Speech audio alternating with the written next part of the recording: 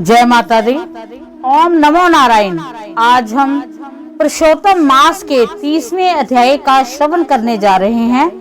देव ऋषि नारद जी ने भगवान नारायण जी से पूछा कि हे प्रभु, पतिव्रता स्त्री की अब आपने बहुत प्रशंसा की थी, उनके लक्षण कहिए। श्री नारद जी के पूछने पर भगवान श्री नारायण बोले कि हे नारद जी, ध्यान पूर्वक सुने। पतिव्रता के लक्षण बताते हुए भगवान बोले कि पति नीच स्वभाव का हो, चाहे रोगी हो, चाहे क्रोधी हो, चाहे शराबी हो, चाहे बूढ़ा हो, चाहे मूर्ख हो, चाहे वो गूंगा हो, चाहे वो अंधा हो, चाहे वो बहरा हो, चाहे वो भयानक दिखने वाला करूप हो, निर्धन हो, कंजूस हो, दुष्ट चित्त हो, कायर हो, चाहे वो पर स्त्रीगामी लंपट ही क्यों ना हो, साध्वी स्त्री उसे देवता मानकर शरीर मन वाणी द्वारा निर्विरोध होकर सेवा करती है। बाल युवा तथा वृद्ध अवस्था में स्त्री कभी स्वतंत्र होकर कार्य न करे। काम क्रोध लोभ एवं अहंकार त्याग कर स्त्री पति की सेवा करे। कोई अन्य मनुष्य कर्मार्थ होकर उसे बुरी निगाह से देखे अथवा छुए तब भी अपने मन में विकार न आने दे। वह स्त्री उसके शरीर में जितने रोम है उतने ही 1000 वर्ष तक स्वर्ग में निवास करती है। अन्य पुरुष के रूप धन गुण आदि पर मोहित जो स्त्री अपना धर्म नहीं त्यागती, वह स्त्री साधु लक्षण वाली सती है। साध्वी स्त्री को मनुष्य तो क्या, देवता और गंधर्व भी सत्या से चलाए मान नहीं कर सकते। सती स्त्री पति के भोजनोपरांत भोजन करती है, पति के दुख में दुखी और पति की प्रसन्नता में प्रसन्नता अनुभव करती है। पति के विदेश जाने पर अपना श्रृंगार नहीं करती। साध्वी नारियों को चाहिए कि वे पति के सोने के बाद सोएं, पति के जागने से प्रथम शैया त्याग दें। जो नारी सास ससुर आदि बड़ों की सेवा करती है वह स्त्री सती स्त्री पूजनीय होती है। अच्छी पत्नी को चाहिए कि पति के बाहर से घर आने पर द्वार पर आकर स्वागत करे। गृह स्वामी उसको खर्च को जो धन दे उससे ही गृह कार्य चलाकर बुद्धि से कुछ बचाकर संग्रह करे, वह उत्तम स्त्री है। पति की आज्ञा के बिना किसी को कोई भी वस्तु न दे। पतिव्रता स्त्री अन्य पुरुषों से ना बोले। अत्यंत हंसना, क्रोध करना, रूठ जाना, जिस वस्तु को पति ना खावे उसे खाना सती स्वर्था त्याग दे। वह श्रृंगार तेल लगाना उपटन आदि सभी कार्य पति की प्रसन्नता के लिए करे। स्त्री ऋतु काल में प्रथम दिन चांडाली, दूसरे दिन ब्रह्मघातनी और तीसरे दिन धोबिन रहकर चौथे दिन शुद्ध होती है। उस समय गृह कार्य न करे, किसी को स्पर्श ना करे, स्नान आदि करके पवित्र होवे। स्नान करने के बाद भी पुरुष को ना देखे।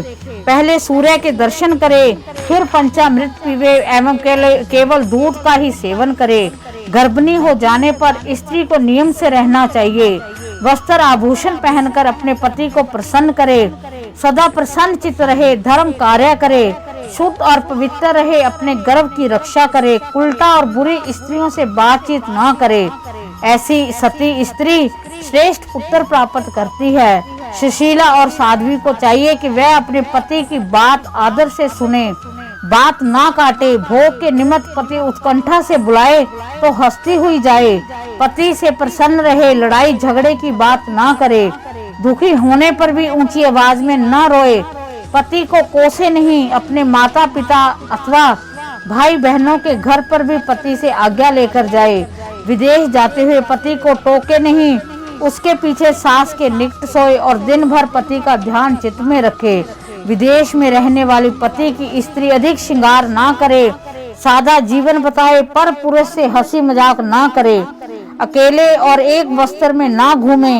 पति के बुलाने पर स्त्री को चाहिए कि वह हंसकर शीघ्र जा पहुँचे। स्वामी के कहने पर ही उसके समीप बैठे। पति के खाने से बचा हुआ आहार महाप्रसाद के रूप में ग्रहण करके धन्य हो।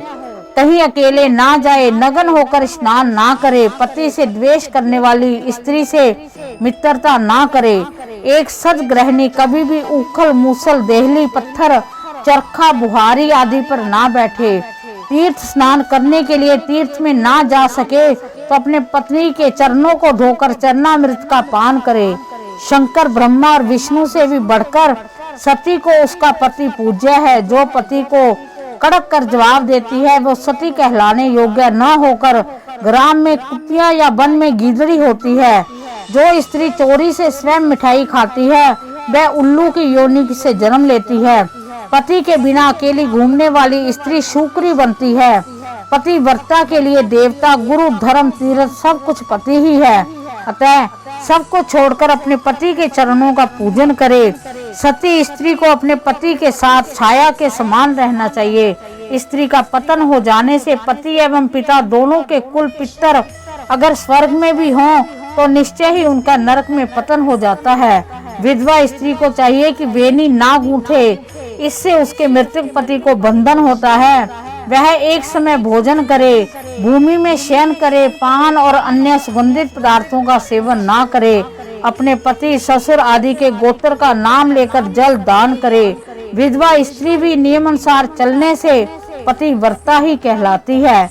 इस प्रकार पुरुषोत्तम महात्म्य के 30वें अध्याय का समापन होता है।